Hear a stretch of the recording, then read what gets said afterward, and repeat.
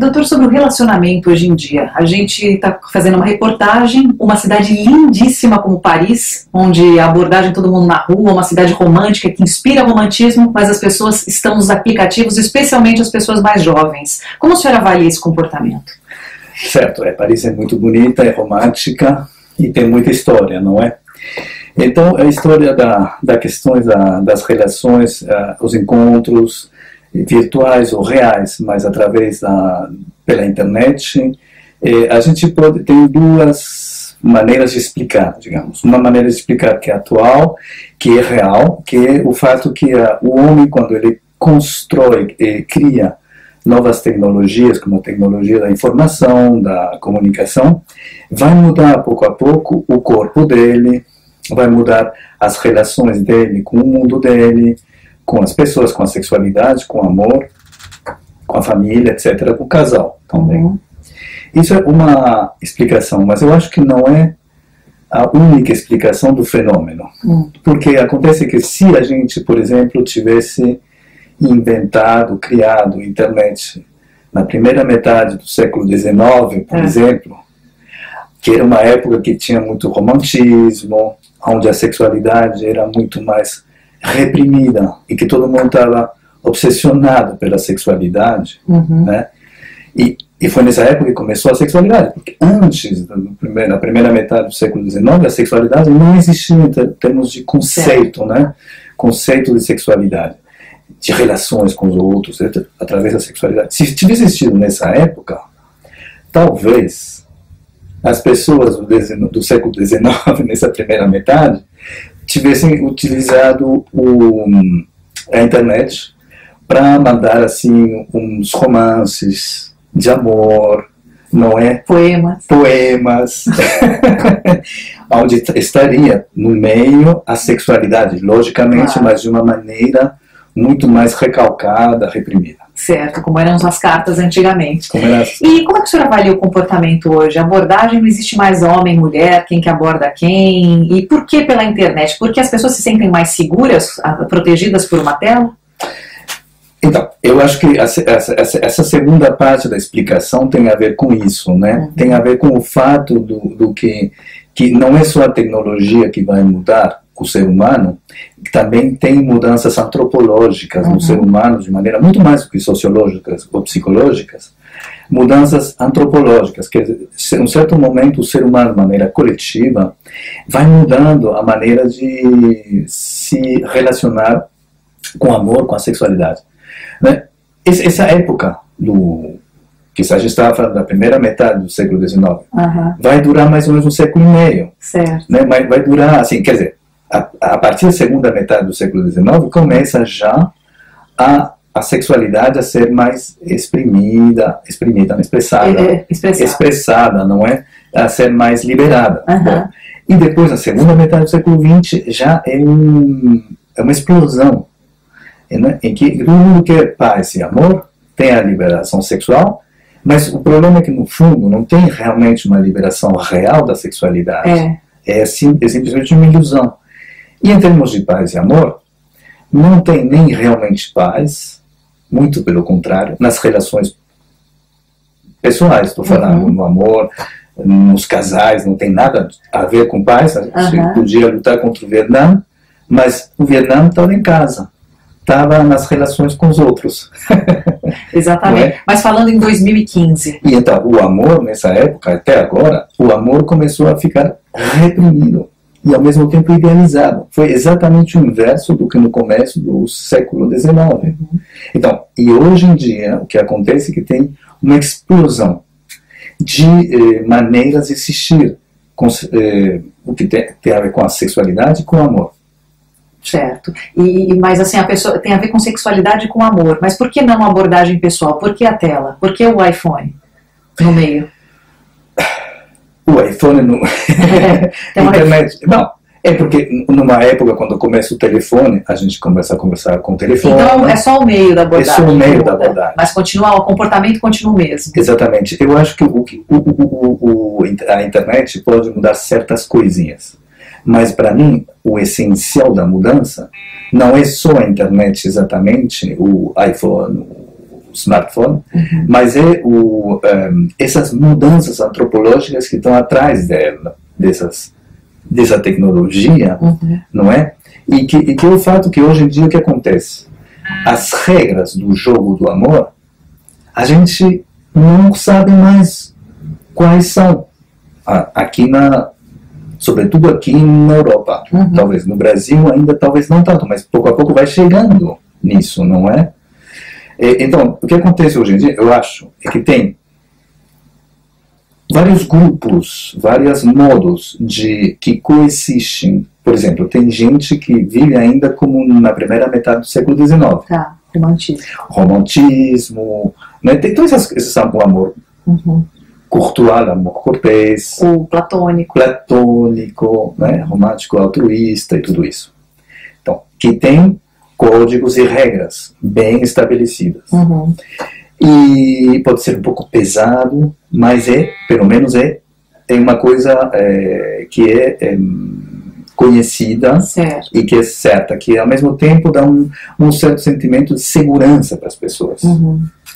Além disso, essa é a primeira modalidade. A segunda modalidade, que depois do século XX, tem outros tipos de relacionamentos. Né? Tem muito mais livres, muito mais bagunçados, tem um pouco menos de regras, que é uma certa liberação, porque a primeira modalidade é um pouco pesada, né? Mas as pessoas ainda buscam o amor, essa é a moral da história. Exatamente, mas aí depois tem uma terceira modalidade, que é uma associação das duas, da coisa clássica e da coisa nova.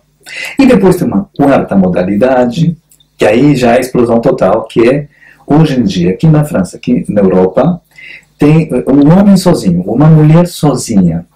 Ele ou ela pode, sem dar um aviso para o parceiro ou para a parceira, mudar de uma modalidade para outra.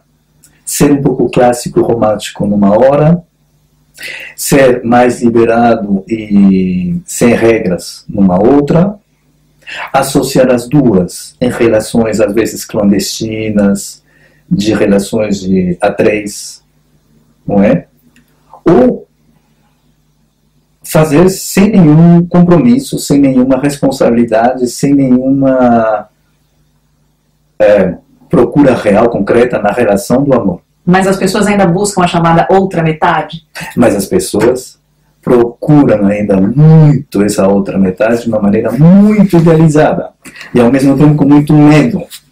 Tem medo de obter o que querem pelo risco de perder. Então eu quero amar alguém, mas se eu encontrar alguém, eu prefiro não ir, porque então vou ficar com medo depois dessa pessoa me trair, ou... Então, no fim, cada um fica... Tem muitas pessoas muito sozinhas hoje em dia, aqui na França, na Europa, e não é que essas pessoas sozinhas, elas critiquem o fato de ser... Às vezes elas reivindicam mesmo o fato de ser solteiras, estar não casados, sem filhos, ou com filhos, às vezes. Mas, pelo menos, sem nenhum compromisso. Mas, assim, o que eu noto, quero fazer umas imagenzinhas, o que eu noto, doutor, é que as pessoas ainda buscam essa coisa ainda tem aquele sonho do relacionamento. Ainda tem aquele Mas, como o senhor disse, o medo, ele existe. O medo é muito maior que o de antigamente. Acho até que essa coisa, você até reforça a segurança. Você vê primeiro a foto da pessoa, primeiro você idealiza na sua cabeça, aí você vai conversar, mas ao mesmo tempo é perigoso, né? Porque você pode ter uma decepção, não era aquilo que você pensou, ou então se surpreender demais. Exatamente. E então o que acontece... O senhor acha que é saudável ou é pouco saudável? Olha, em certos pontos é muito pouco saudável, mas em outros pontos é como se a gente estivesse vivendo hoje em dia de maneira global, coletiva, como se a gente estivesse vivendo momentos de transição. Certo? Momentos de transição, quando você está mudando de uma coisa para outra, por exemplo, quando a gente tem 18 anos, é um momento de transição para a gente. É um momento que pode ser um momento crítico, de crise. O que eu vou fazer? Eu vou casar, eu vou estudar, eu vou viajar, o que eu vou fazer? Né? Na vida da gente tem momentos assim, Não, quando tem 40 ou 50 anos pode ter um momento crítico. Então, na sociedade hoje em dia, eu acho que a gente está vivendo num momento de transição crítica, não sabe muito bem o que vai acontecer depois, mas, por exemplo, as relações familiares, o fato de ser pai ou mãe, às vezes a gente já não sabe o que é ser pai, o que é ser mãe. Às vezes tem tantas pessoas que estão juntas com crianças, porque são os filhos do casal que separou, mais os filhos. São famílias completamente diferentes hoje em dia, Hoje em dia, exatamente.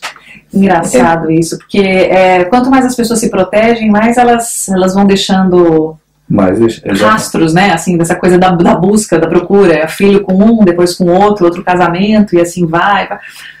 A gente não sabe, eu acho até que essa internet ela protegeu um pouco, mas ao mesmo tempo assim, o convívio ele perde um pouco, uma coisa muito mecânica, não sei, essa impressão que me passa.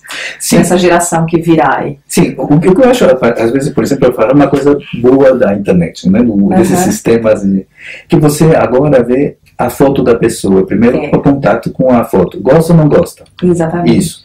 Então, mas na rua, nos bares, nas festas, em qualquer lugar, no comecinho sempre é assim. Exatamente. Você vê uma pessoa que seja... É o lado bonito, sempre o lado bonito. Porque na internet só aparece o lado bonito. No Facebook ninguém coloca coisa feia. Certo, mas essa é a parte positiva, digamos que a primeira coisa. Mas acontece que como essa coisa que poderia ser muito positiva, não é? Não precisa mais sair, já está aqui, então vai separando, não é? E então escolhe uma pessoa, 2, 3, e vamos encontrar elas num bar, num café, etc., para ver o que acontece. Mas o problema é que depois tem tantas outras pessoas que vão aparecendo nas fotos, que no fim, e como tem essa tendência hoje em dia, o individualismo muito forte, que como um grande supermercado, então vai procurar outra que seja talvez melhor ainda. Então, já não satisfaz mais com aquilo que achou. E tem uma coisa de coleção. De coleção. Então, mas isso não é só pela internet. Isso é a utilização, eu acho, que o ser humano hoje em dia ocidental faz dessa tecnologia. Como se as coisas não tivessem mais graça.